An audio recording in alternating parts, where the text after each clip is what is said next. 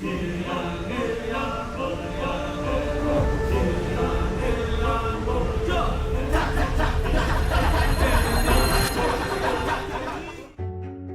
is a vast archipelago nation in Southeast Asia, made up of more than 17,000 islands, with 5 main islands forming the core of the country, like Java, Sumatra, Kalimantan, Sulawesi, and Papua, to smaller islands.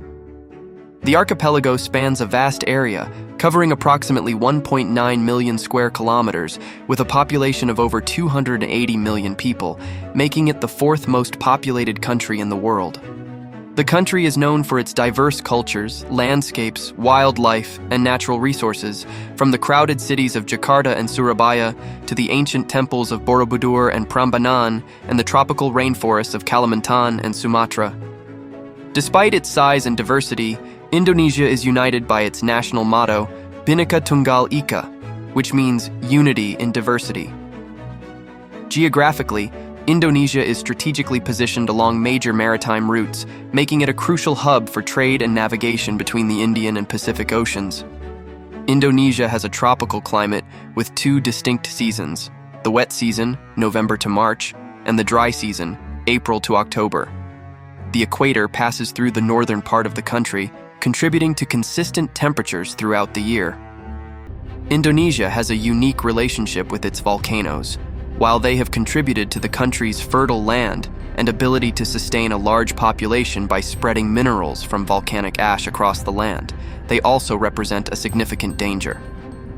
Indonesia is located on the Ring of Fire, an area in the Pacific Ocean where 90% of earthquakes occur and 75% of all active volcanoes are located. The country is home to 147 volcanoes, 76 of which are active. This number alone illustrates the potential danger that Indonesians face on a daily basis.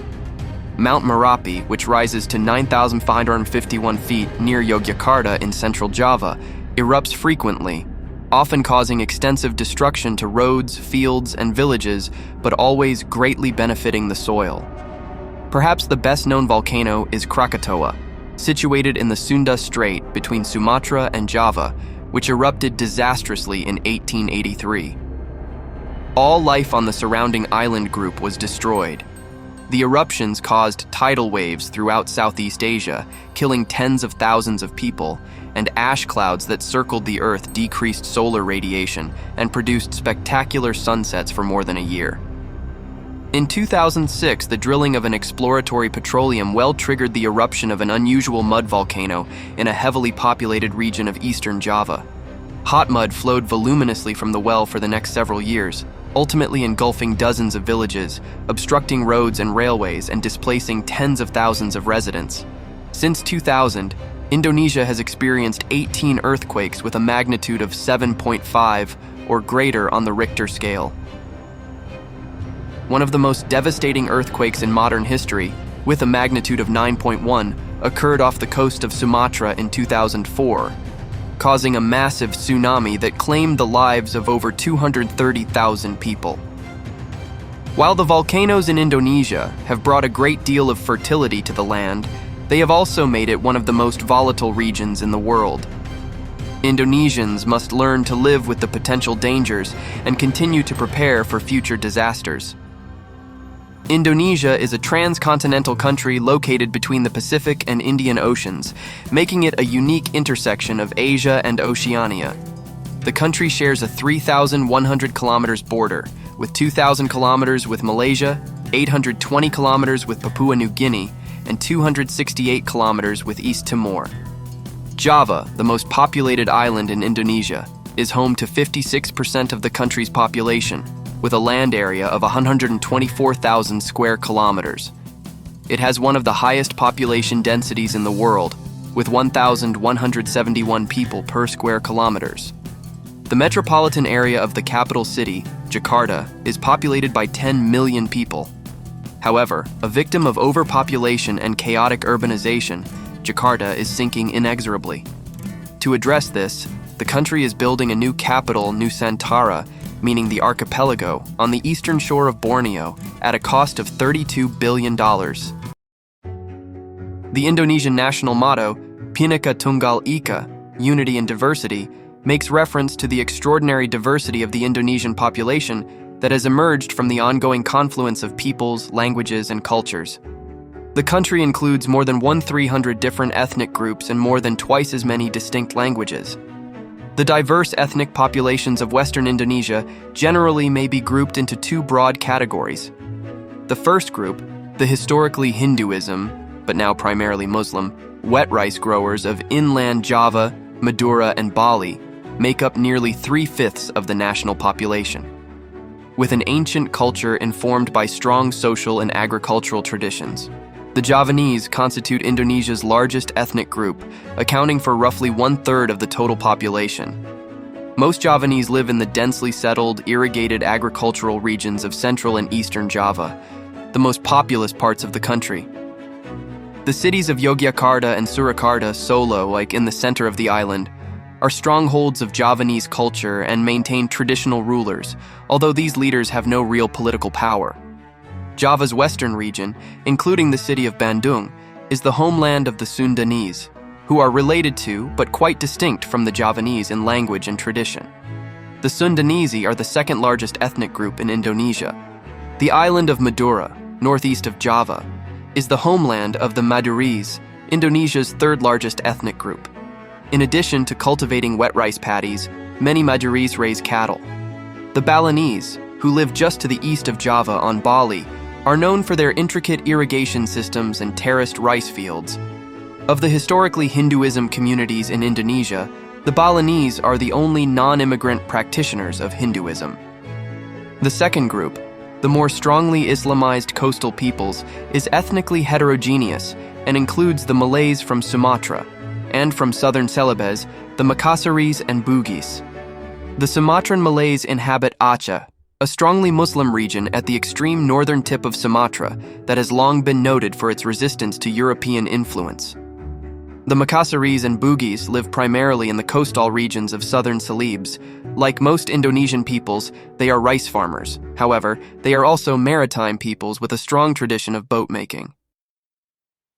Most of Indonesia's oldest theater forms are linked directly to local literary traditions, oral and written.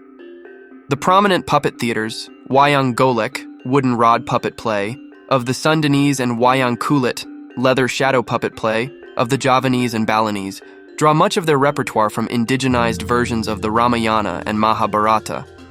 These tales also provide source material for the Wayang Wong, human theater, of Java and Bali, which uses actors. Some Wayang Golek performances, however, also present Muslim stories, called Menak. In puppet performances, the narrator, Dalang, is also the puppeteer and the principal artist of the show. To animate the characters, the Dalang uses an array of vocal qualities and speech styles, from the most refined and lyrical to the most coarse and colloquial.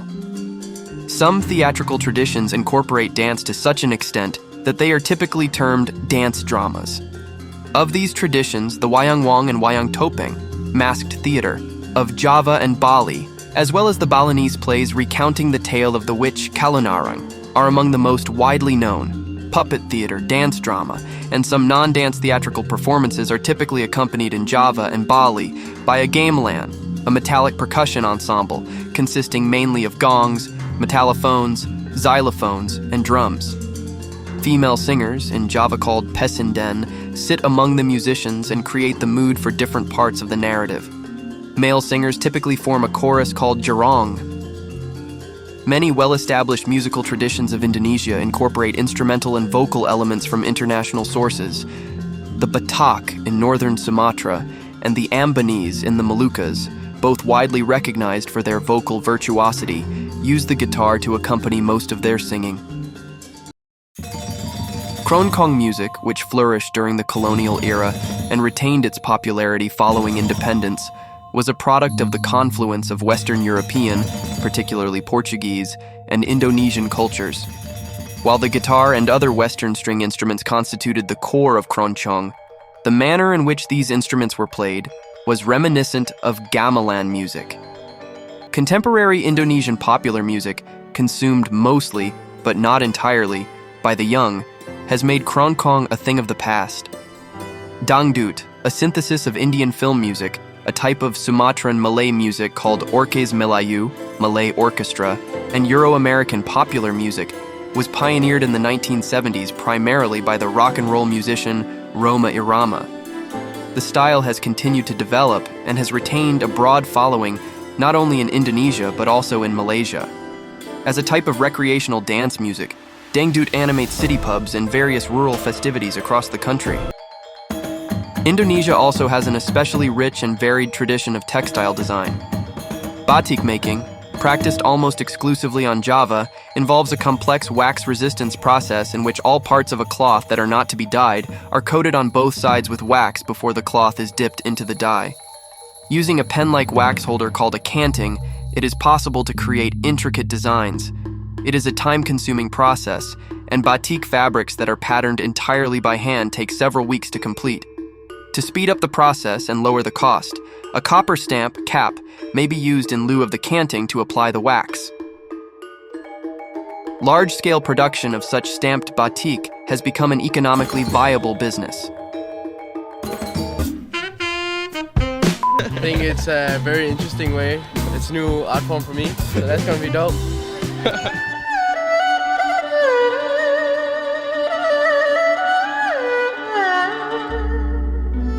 The Chinese account for a small but significant portion of the total population and are regarded as an anchor of the country's economy. Most of the Chinese have lived in Indonesia for generations. The majority of them are of mixed, Peranakan, heritage, do not speak Chinese, have Indonesian surnames, and through intermarrying with Indonesians have developed distinct dialects and customs. A smaller community considered to be of totally Totok Chinese descent is clearly Chinese-oriented in terms of language, religion, and custom. Of the total Chinese population, most live in the towns and cities of Java and Sumatra, where they engage in trade.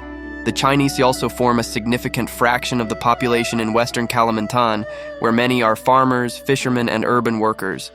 In the Riau archipelago, many continue a tradition of mining that has spanned generations. Until the early 21st century, the Indonesian population was administratively divided into indigenous, pribumi, and non-indigenous, non-pribumi, peoples. The concept of such a separation had its origin in the Dutch colonial administration's categorization of the population on the basis of ancestry. Especially under the Suharto presidency, the term non-pribumi served primarily to mark those Indonesians who were of Chinese or part Chinese descent, regardless of the length of time they and their families had resided on Indonesian soil.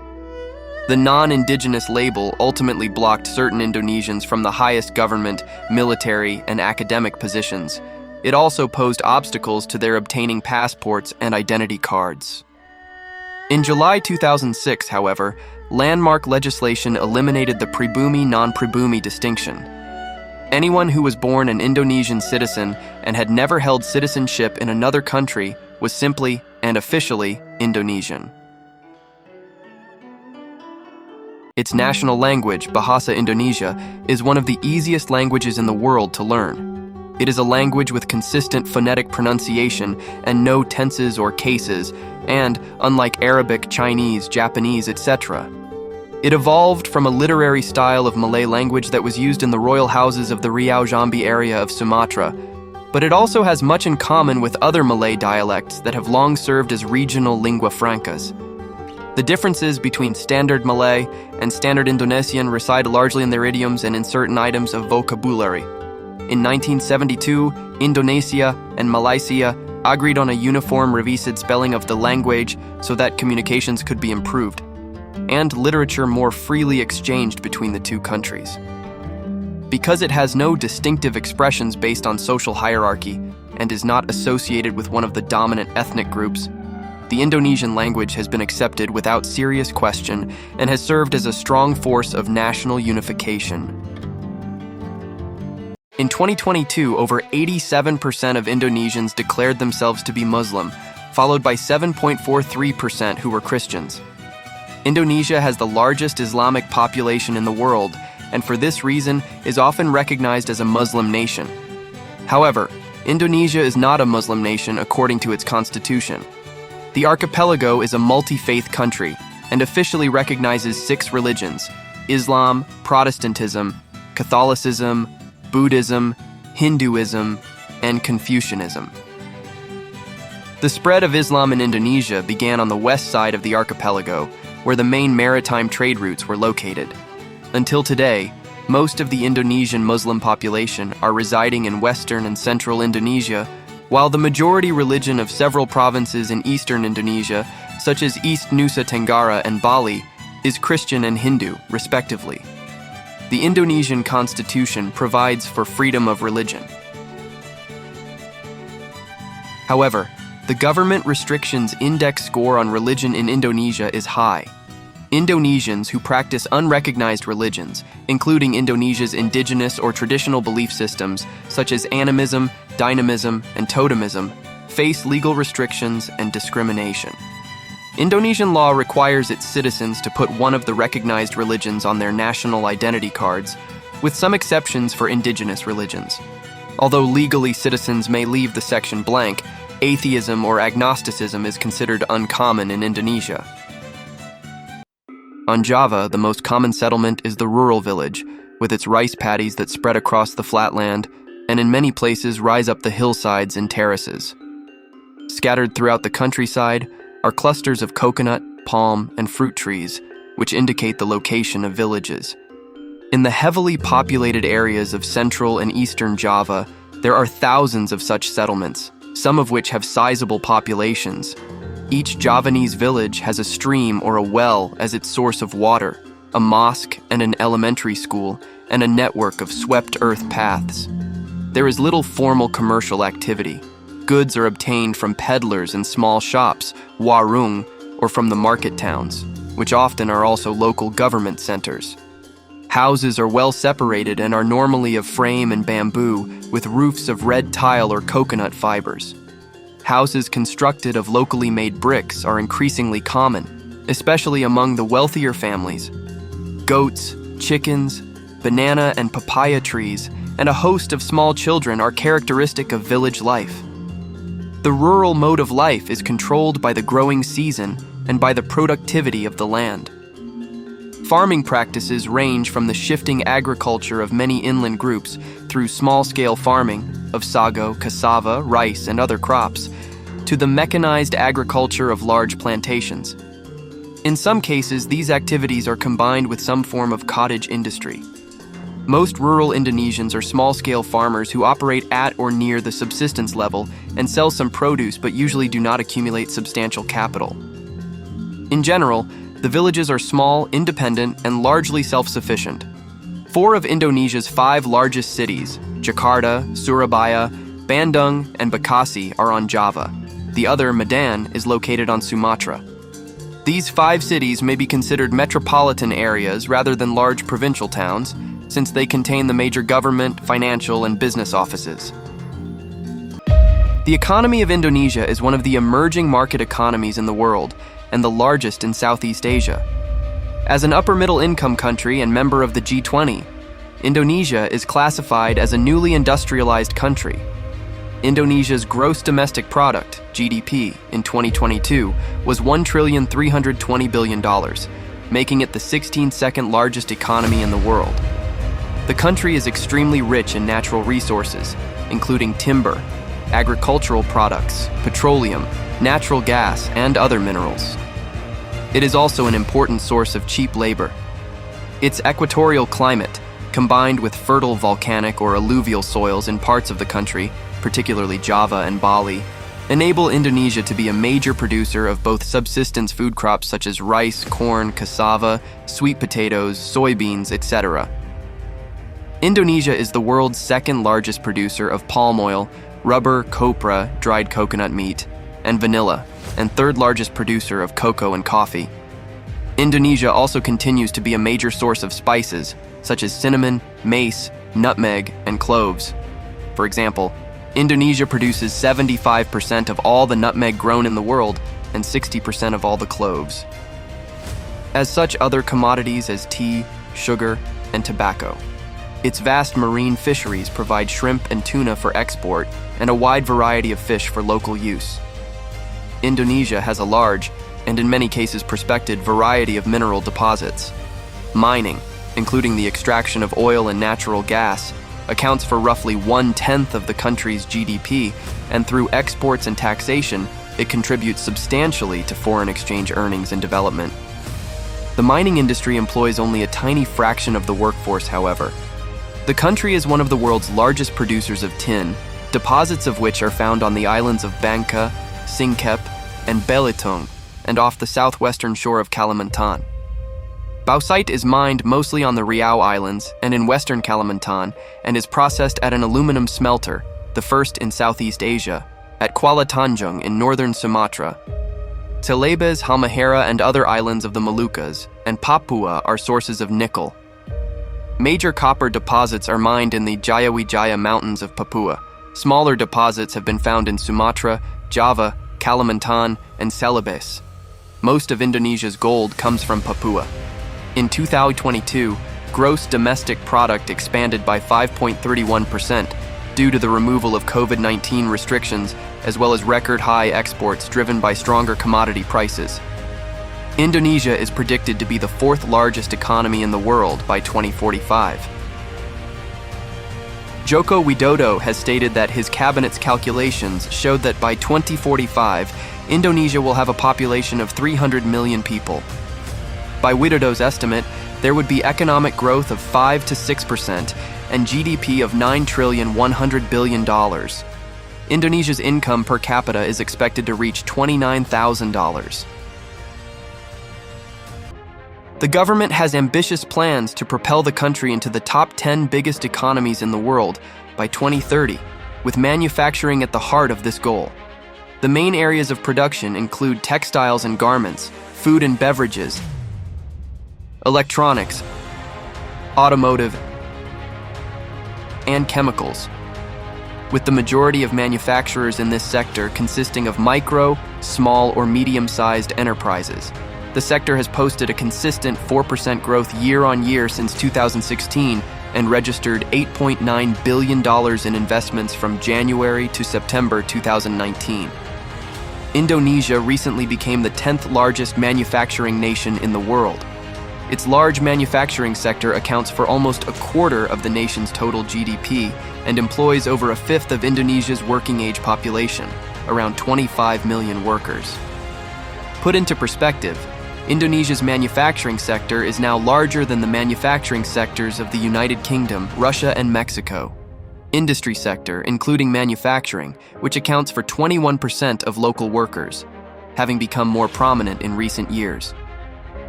Indonesia's labor pool is estimated at 120 million people and is growing annually by approximately 2.4 million.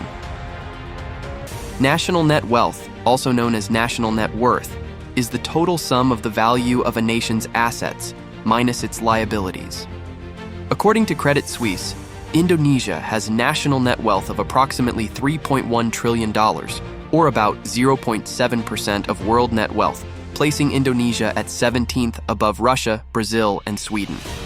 According to Asia Wealth Report, Indonesia has the highest growth rate of high net worth individuals predicted among the 10 most Asian economies. The Wealth Report 2015 by Knight Frank reported that in 2014, there were 24 individuals with a net worth above $1 billion. 18 of them lived in Jakarta, and the others spread among other large cities in Indonesia. 192 persons can be categorized as centimillionaires, with over $100 million of wealth, and 650 persons as high net worth individuals, with wealth exceeding $30 million. According to some observers, Indonesia may also have the dubious distinction of being the most corrupt country in Asia, if not the world. Corruption is pervasive in the Indonesian government, affecting many fields that are central to barring the country's economic development from local governments, the police, the private sectors, even various ministerial institutions which are close to the president. It is related to problems of human capacities and technical resources, remains a major challenge in merging effectiveness and integrity in public administrations, especially in regencies and cities. A 2018 World Economic Forum survey reports that corruption is the most problematic issue regarding doing business in Indonesia, as well as inefficient government bureaucracy policies.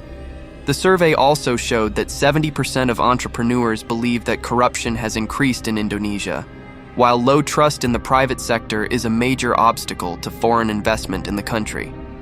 In 2019, a controversial bill regarding the anti-corruption body, Corruption Eradication Commission, KPK, which reduces the commission's effectiveness on tackling widespread corruption problems and strips it from its independence, was passed, despite massive protests across the country. There were 26 points in the revised law that crippling the commission and might further prevent more progressive efforts to eradicate corruption cases in Indonesia. Jakarta, the bustling capital city of Indonesia, offers a diverse and vibrant nightlife scene that caters to every taste and preference. From hidden speakeasy bars to luxurious rooftop lounges, and from high-energy nightclubs to laid-back pubs, Jakarta nightlife has something for everyone. The city's main party hotspots are spread across various districts, with each area offering its unique charm and ambiance. Senayan Central Business District, SCBD. This upscale area is home to some of Jakarta's most prestigious bars, nightclubs, and restaurants. It's the perfect spot for a luxurious night out, with stunning rooftop venues and world-class entertainment. While Jakarta is generally considered a safe city for tourists, it's essential to take some precautions and be aware of your surroundings when enjoying the nightlife. The cost of a night out in Jakarta can vary greatly depending on the venues you choose and your personal preferences. Beer prices at bars and clubs range from $2 to $7 per bottle, while cocktails can cost between $7 to $14. Many nightlife venues offer food, with prices ranging from $3 to $10 for appetizers or small plates. Taxis or ride-hailing apps like Grab and Gojek are common modes of transportation in Jakarta. A short ride may cost around $2, while longer trips can go up to $7 or more, depending on traffic and distance. Some high-end nightclubs may charge an entrance fee, which typically ranges from $10 to $21, often including a free drink. The H Club, the biggest nightclub in Jakarta and Asia, officially opens in the heart of SCBD. Already becoming the talk of the town, this nightclub offers phenomenal experiences with sophisticated technology and tremendous sounds. With a capacity of thousands of people, about 2,000 people, the H Club is known for DJs and national and international entertainers that are ready to entertain every visitor. On the other hand, every visitor will be indulged in the most incredible hospitality to make them unique. No wonder the H Club is nominated as the most distinguished nightclub in Asia. Why is everything so cheap in Indonesia? Indonesia is a developing country with an average annual per capita income of around $4,600 or $380 per month. Therefore, it's no surprise that prices are significantly cheaper than in many countries in the West. When the cost of goods and labor is less, this equates to the cost of living being low. You can easily exist on $500, but I would say a typical American or other Westerner would prefer a $1,000 budget. It's possible to live off $1,000 per month in Bali, but of course, it all depends on your lifestyle. If you're a single person, you'll need anywhere between $750 and $2,500 per month. Couples and families who share the cost of rentals will save quite a bit of money. Generally speaking, Indonesia is a cheap place to travel for backpackers, especially when it comes to accommodation and food. A family of 4 estimated monthly costs are $1,500 without rent. A single person's estimated monthly costs are $450 without rent. Cost of living in Indonesia is, on average, 58% lower than in the United States. Foreign tourists are very happy to visit Indonesia because they feel that Indonesians are friendly and kind, even to people they really don't know. Indonesians are often friendly, especially to people who are new in their area, and sometimes Indonesians can invite and give a lot of treats to strangers they consider guests. For this reason, there are so many foreign tourists who love to live in Indonesia because the people are always smiling and also generous. Indonesians rarely meet other people without a friendly but polite handshake, even when they already know each other. They refer to other people with titles like Mr. and Miss all the time. And it's not mere lip service. Indonesian people show politeness and respect towards other people they encounter. Indonesian people are used to taking care of each other in their community. They are thoughtful of other people's needs and go all out in giving a hand. Don't be surprised if one day you're asking for directions and they ended up taking you to the destination. When Indonesians invite you to their home, they may say, "Come to my humble shack." But surprise, you may find yourself in a spacious residence with a garden and perhaps a pool. Indonesians are not as obsessed with vanity as most people, and their pride lies in things greater than mere possessions. Some Indonesian cultures are also often considered unique by many people, especially foreign tourists who are living in Indonesia. A unique culture that is often carried out by Indonesian people every day is eating by hand. You can easily find people who enjoy eating with their hands instead of using spoons and forks. Perhaps according to other countries' cultures, this kind of habit is disgusting, but for Indonesians, eating with your hands is just their way to enjoy the food. Some of you might think that hands are dirty and unthinkable to eat straight with just one hand, but the truth is they really wash their hands before eating. Westerners love to eat bread. Their stomachs can be full just by eating bread, but that is not the case in Indonesia. Indonesia is just like most Asian countries who love rice. Cooked rice is called nasi by Indonesians, and they will not feel full if they have not eaten rice. Indonesian people are obsessed with sambals.